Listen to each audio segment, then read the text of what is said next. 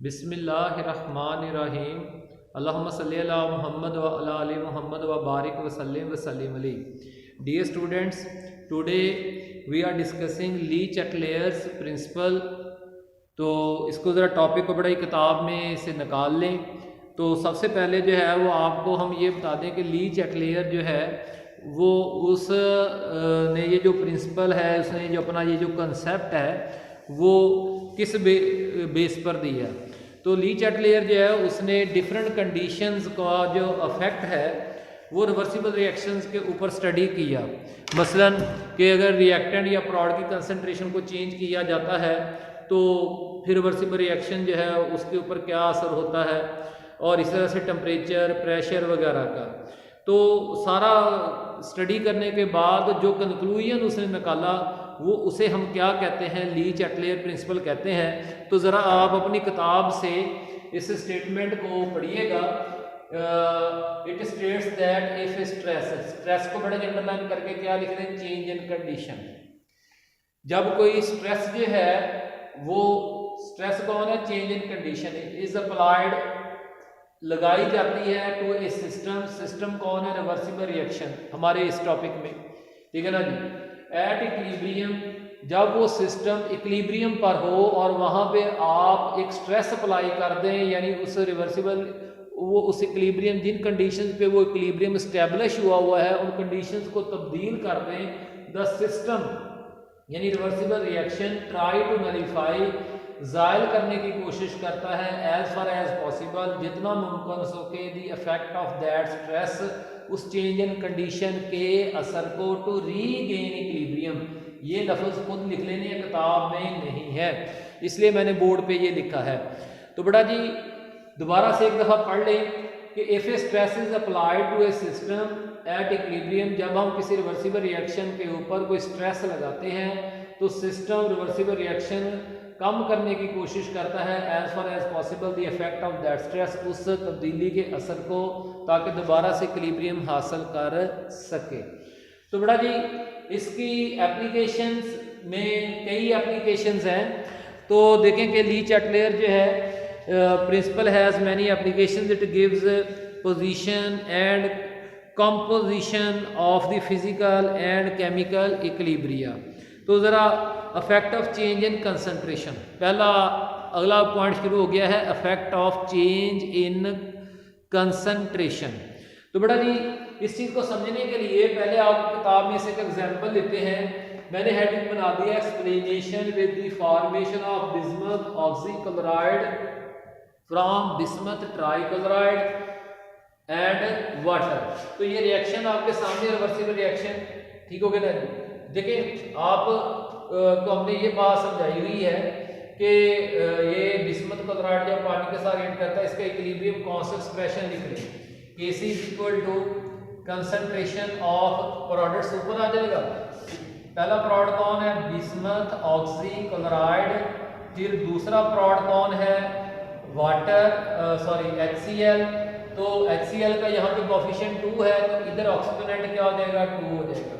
नीचे बड़ा जी रिएक्टेंट की कंसंट्रेशन, पहला रिएक्टेंट बिस्मथ ट्राइक्लोराइड है, BiCl3 पावर 1, और इस तरह से वाटर का कंसंट्रेशन का पावर 1।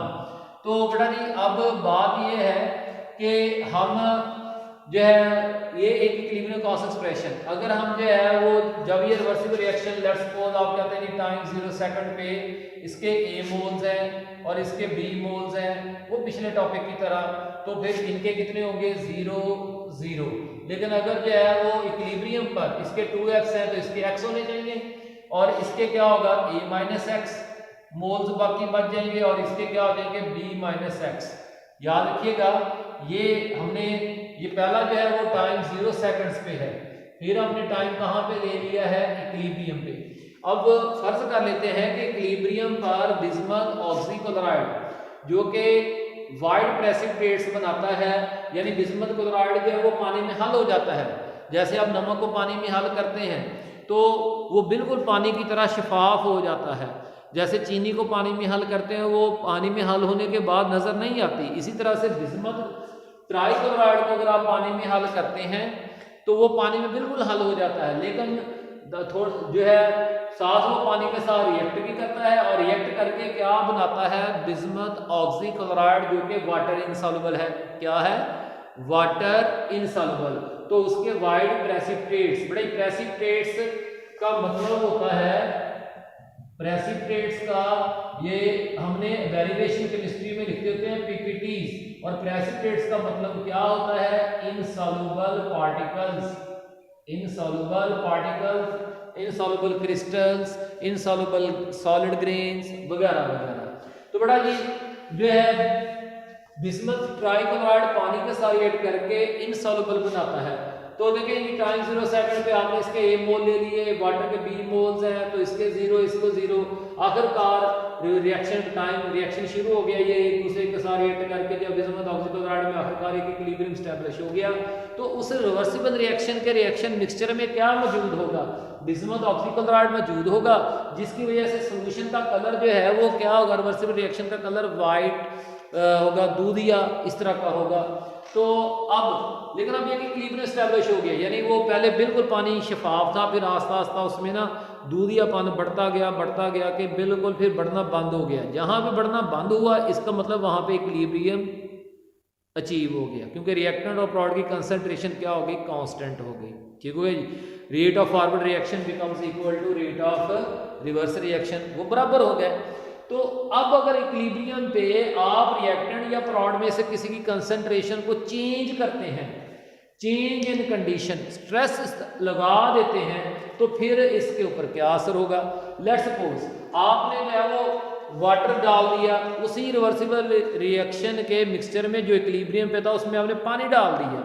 तो पानी डालने का मतलब है आपने क्या कर दिया, वाटर की कंसंट्रेशन को बढ़ा दिया। जब आप वाटर की कंसंट्रेशन को बढ़ाएंगे तो इसका मतलब है कि ये रेशो, ये वाली रेशो जिसे हम इक्विलिब्रियम पोजीशन कहते हैं, अब वो केसी के बराबर नहीं रहेगी। टू कीप केसी कांस्टेंट, इस केसी की वैल्यू को कांस्टेंट रखने के लिए, यानी इस इक्विलिब्रियम पोजीशन की वैल्यू के बराबर करने के लिए इस वाटर को किसमें तब्दील होना चाहिए, प्रोडक्ट्स में। तो वाटर तब्दील होगा तो बिस्मथ ट्राइक्लोराइड भी, तो दोबारा से फिर एक इक्विलिब्रियम एस्टैब्लिश हो जाएगा। ठीक हो गया ना जी। यानी इसका मतलब है कि अगर आप वाटर डालते हैं तो रिएक्टेंट की कंसंट्रेशन में इजाफा करते हैं तो फॉरवर्ड रिएक्शन को फेवर मिलती है और प्रोडक्ट बनते हैं।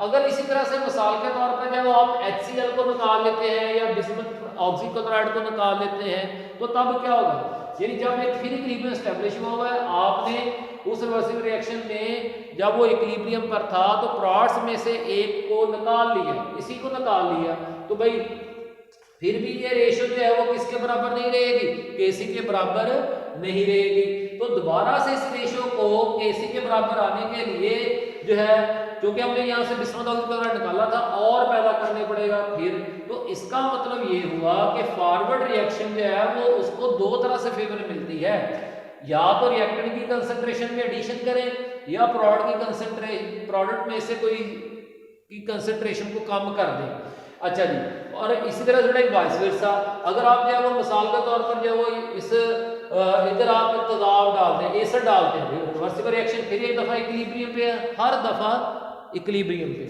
ठीक है। रिवर्सिबल रिएक्शन फिर इक्विलिब्रियम पे है, आप उसमें HCl ऐड कर देते हैं तो ऑटोमेटिकली प्रोडक्ट बढ़ जाएंगे, रिएक्टेंट कम हो जाएंगे। तो फिर इस रेशियो को, इक्विलिब्रियम पोजीशन को इक्विलिब्रियम में आने के लिए, यानी केसी के बराबर होने के लिए क्या करना पड़ेगा, इस एसिड की कंसंट्रेशन के इफेक्ट को कम करना पड़ेगा जो आपने ऐड किया था। तो भाईजान जो आपने ऐड किया था उसको कम करने के लिए क्या करेगा, बैकवर्ड रिएक्शन को फेवर मिलेगी। ठीक होगा। इसी तरह से अगर आप रिएक्टेंट में से कंसंट्रेशन को निकाल लेते, कम कर देते हैं, यानी रिएक्टेंट्स को निकाल लेते हैं, तो तब भी रिवर्स रिएक्शन को। तो बेटा जी हमने कंक्लूजन्स क्या निकाले, कंक्लूजन ये निकाले अकॉर्डिंग टू ली-चैटलेयर प्रिंसिपल जो है, reversible reaction is shifted towards forward direction. ठीक है ना जी, फॉरवर्ड टुवर्ड्स जी, shift reversible reaction is shifted towards forward direction. ठीक है ना जी, जो है if it's equilibrium is disturbed by adding reactants और बाय रिमूविंग प्रोडक्ट्स, यानी अगर एक रिवर्सिबल रिएक्शन पहले ही इक्विलिब्रियम पर है, आप उसके उस रिवर्सिबल रिएक्शन को फॉरवर्ड डायरेक्शन में शिफ्ट करवा सकते हैं बाय एडिंग रिएक्टेंट्स को ऐड करते हुए या फिर प्रोडक्ट्स को रिमूव करते हुए। और इसी तरह से जो है एक रिवर्सिबल रिएक्शन को आप शिफ्ट कर सकते हैं is shifting towards backward direction. एक reversible reaction which is at equilibrium it can be shifted towards backward direction by number 1 by removing reactants को रिमूव करते हुए, और बड़ा जी दूसरे नंबर पे बाय एडिंग प्रोडक्ट्स को ऐड करते हुए। तो अब बड़ा जी लेट्स सपोज मैं आपको कहता हूं कि यही रिवर्सिबल रिएक्शन ले लें, बिस्मुथ ऑक्सीक्लोराइड जो है वो आप मार्केट में बना के जो है वो बेचना चाहते हैं, आप बना के मार्केट में बेचना चाहते हैं, ठीक है ना जी, क्योंकि ये ज़्यादा महंगा बिकता है और उसके मुकाबले में जो है बिस्मुथ ट्राइक्लोराइड जो है ये सस्ता मिल जाता है, तो ये ज़्यादा महंगा बिकता है। तो इसका मतलब है कि आप खर्चा भी करेंगे लेकिन आप फरोख्त देखें, आपका खर्चा भी आएगा लेकिन फरोख्त करते हुए आपको सेल प्राइस में से जब कॉस्ट प्राइस निकालेंगे तो कोई मुनाफा होगा ना जी। तो आप इस रिवर्सिबल रिएक्शन को अपनी जो है वो रोजी रोटी का एक सबब बनाना चाहते हैं।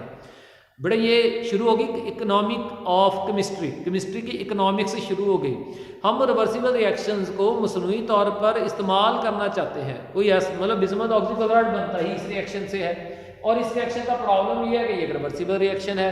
रिवर्सिबल रिएक्शन का हमें पता है कि उसमें जब भी आप रिएक्टेंट्स को रिएक्ट करवाएंगे तो वो प्रोडक्ट्स में तब्दील होंगे, प्रोडक्ट्स दोबारा से किस में तब्दील हो जाएंगे, रिएक्टेंट्स में, और आखिरकार एक इक्विलिब्रियम स्टैब्लिश हो जाएगा। जब इक्विलिब्रियम स्टैब्लिश हो जाएगा तो प्रोडक्ट की कंसंट्रेशन कांस्टेंट हो जाएगी, मजीद नहीं बनेगी। तो फिर आप उस रिएक्शन से फ़ायदा कैसे उठा सकते हैं? नहीं ना उठा सकते उससे फ़ायदा। तो उस रिएक्शन से फ़ायदा उठाने के लिए जो है उस रिएक्शन को चलाना भी ज़रूरी है। आप चाहते हैं कि प्रोडक्ट बने, क्योंकि प्रोडक्ट बनेगी तब आप उसको मार्केट में ले जाके फरोख्त करेंगे तो आपका ना सिर्फ खर्चा भी पूरा हो जाएगा बल्कि उसमें से मुनाफा भी मिलेगा।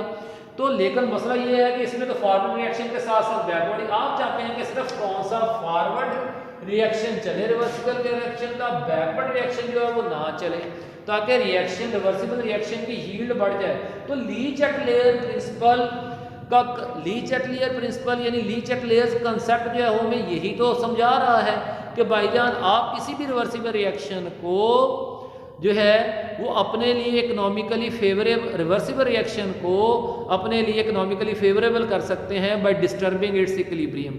जब वो रिवर्सिबल रिएक्शन अपने इक्विलिब्रियम पर हो तो तब आप क्या कर दें, उसके इक्विलिब्रियम को डिस्टर्ब कर दें, और इस तरह से डिस्टर्ब करें कि ज़्यादा से ज़्यादा रिएक्टेंट इस्तेमाल हो और प्रोडक्ट से ज़्यादा बने। तो भाई रिएक्टेंट की या तो कंसंट्रेशन बढ़ाएं या प्रोडक्ट को रिएक्शन में से निकाल लें।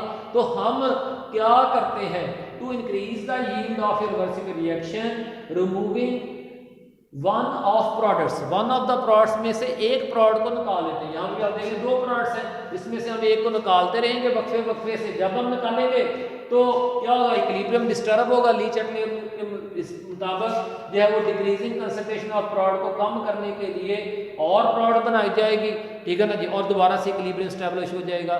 फिर आप थोड़ी देर बाद क्या करेंगे, फिर उसमें से बिस्मुथ ऑक्सीक्लोराइड को निकाल लेंगे, ठीक हो गया ना जी। तो फिर इक्विलिब्रियम डिस्टर्ब होगा, वो दोबारा से फिर जो है वो इक्विलिब्रियम में आने के लिए और बिस्मुथ ऑक्सीक्लोराइड बनाएगा। तो बेटा जी इस तरह से आप जो है वो अपने इसी रिवर्सिबल रिएक्शन को की यील्ड को बढ़ा सकते हैं, ठीक है ना जी। तो removing one of the products will increase the yield of a reversible reaction, however value of case remains constant. बेटा जी इसी कंसेप्ट का कॉमन आयन इफेक्ट में बहुत ज़्यादा इस्तेमाल किया गया है। आखिरी लाइन में यही लिखा गया है कि दिस जो है कि this concept is extensively applied in common ion effect, it follows Le Chatelier principle. तो बेटा जी कोई भी सवाल हो व्हाट्सएप पूछें। अल्लाह ताला हम सबका हामी नासर हो, आमीन। शुक्रिया।